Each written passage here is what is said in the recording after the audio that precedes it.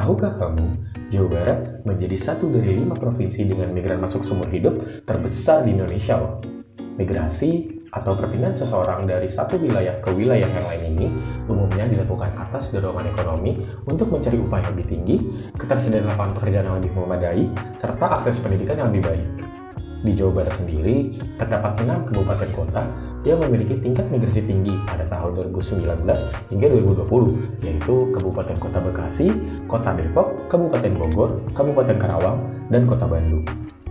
Ngomong-ngomong tentang migrasi, sebenarnya gimana sih definisi migrasi dari sudut pandang sosiologi?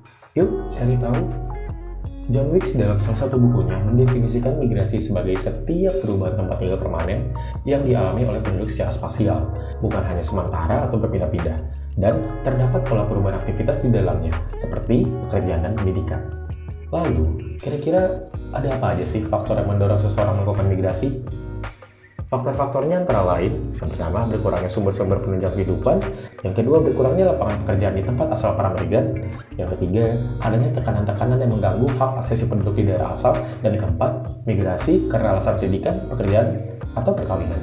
Kemudian terakhir, migrasi karena bencana alam maupun wabah penyakit. Selain pendorong, ada juga loh faktor yang menarik seseorang untuk melakukan migrasi. Yuk kita simak.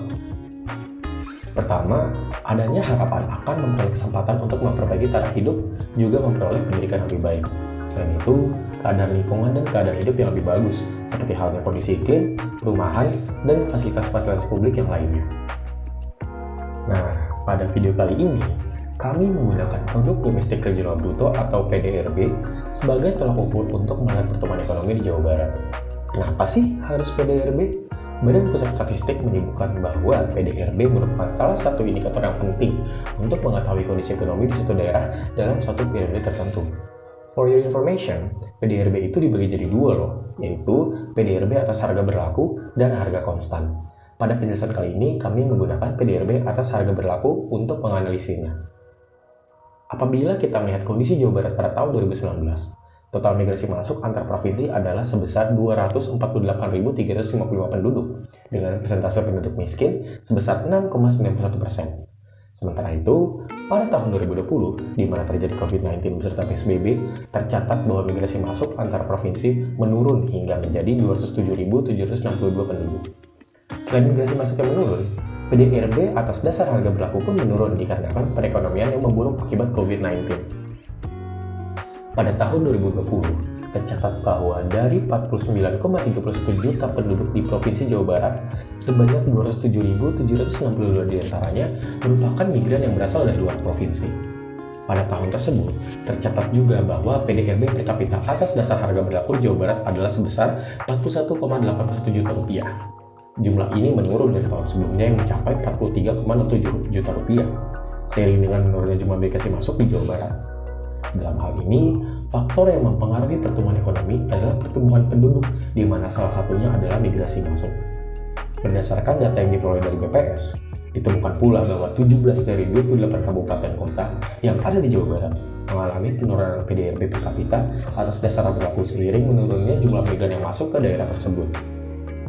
Menurut BPS, penurunan tersebut terjadi lantaran adanya pandemi COVID-19. Banyak warga Jawa Barat yang harus kehilangan pendapatannya karena pemberlakuan PSBB. Pada masa pandemi ini juga terjadi penurunan pada konsumsi masyarakat. Padahal, kenaikan konsumsi merupakan keuntungan yang dapat diambil oleh para produsen karena akan meningkatkan laba yang didapatkan.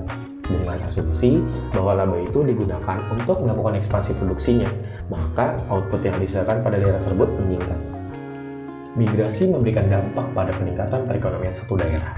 Karenanya, segala hal mengenai migrasi perlu diperhatikan lagi oleh pemerintah agar migrasi ini dapat bermanfaat pada kenaikan ekonomi daerah dan bahkan secara nasional. Oleh karena itu, yuk kita sama-sama ikut serta dan dukung usaha untuk meningkatkan perekonomian daerah kita.